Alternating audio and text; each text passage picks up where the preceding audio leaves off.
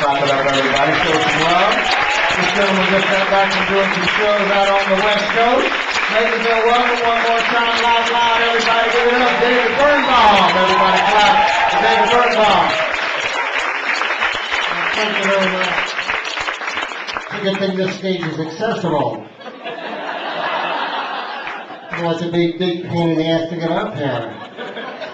So I've been in the chair a few years, and people are always trying to give me advice on how to meet a woman. And my mom calls me a few weeks ago, and she says, David, don't be upset, but I signed you up for online dating. I signed you up for Match.com. So I hung up the phone. I thought, oh my gosh, that's so sweet of her. How can I pay her back? So I signed her up for MilfHunter.com.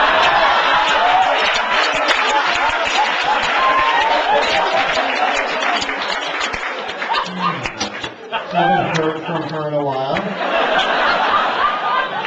I think she's pissed. But maybe she's having a good time. I'm not really sure. My friend Joe says to me, David, why don't you just date a girl who uses a wheelchair? You know, a girl who uses a wheelchair probably dig you. And I look at him, I'm like, who's going to get on top? She says, well, what about a blind girl? I could picture you with a blind girl. I said, you know, I can picture that same blind girl pushing me across Broadway and 48th Street.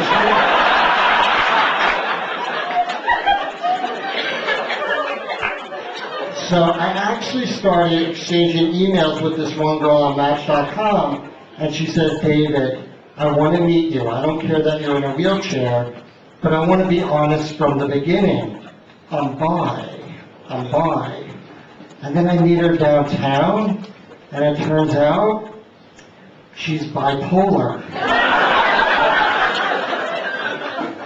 But we actually started going out, Jennifer and I, and our birthdays are only a week apart, so she gets me, we exchange gifts the same night, and she gets me this beautiful sweater. And she says, David, that was handmade by a 70-year-old woman in Ireland. And then she opens up my gift, and it's this stupid shirt from Old Navy. So I said, you know, Jen, that shirt was handmade by a 10-year-old boy in El Salvador.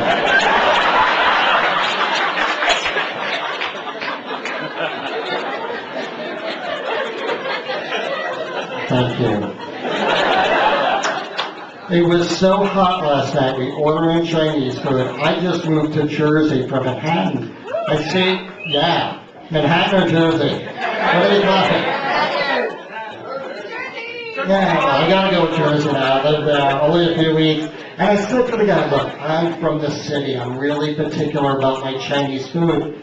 I don't know if you make this dish. He's like, no, just tell me the name of the dish that you want. We'll make anything you want. So I said, well, let me see if I could pronounce it correctly.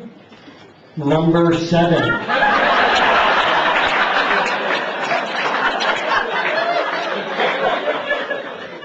So I've been disabled about 15 years, and I hate these charities that are supposed to help disabled people. And it started, like when I first got injured, I was in the hospital, the Make-A-Wish Foundation came to me.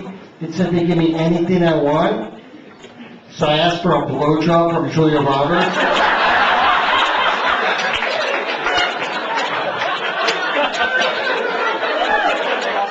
Make-A-Wish my ass.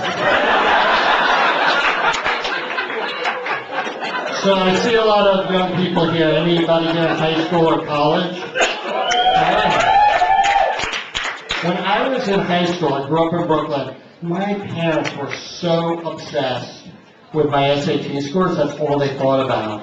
I'd go out on a school night, I'd tell my mom, I'm going to Central Park to score acid and weed. I'm going to get annihilated. And my mom would say, annihilated? That's a good SAT word.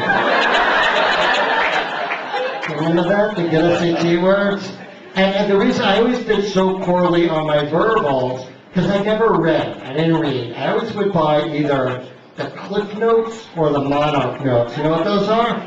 But those things were like so complicated to me. I always wish they had like the clip notes to the clip notes. To be like, of mice and men, it sucks to be poor. To kill a mockingbird, it sucks to be black.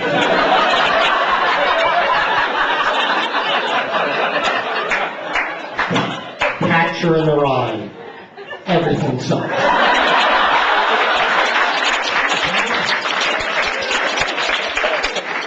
So I stopped at Starbucks tonight on 7th Avenue here, and it's funny because everybody says they hate Starbucks, but meanwhile there's always a line of like 20 people inside, you know? But I cut the line because I'm in a wheelchair.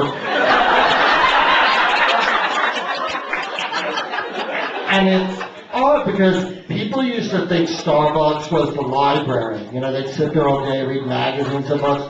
But now it's gotten worse. People think Starbucks is their home office. They have like scotch tape, stapler, a little post-it notes, a yellow highlighter for things they have to remember, and a blue highlighter for things they better not forget. You know, everything on that table but coffee. I swear, I saw a guy tonight, he was putting up a cubicle.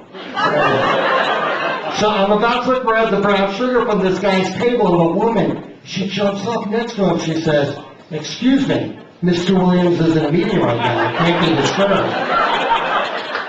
So you guys have been great. My name's David Birnbaum.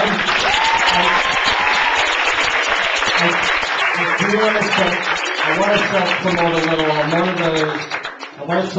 one of those disabled people that likes to overcome challenges. I finally completed my first marathon a few months ago.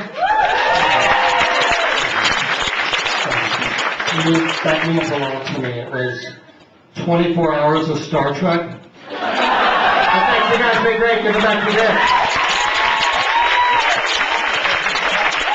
David Birnbaum, everybody. And his roadies.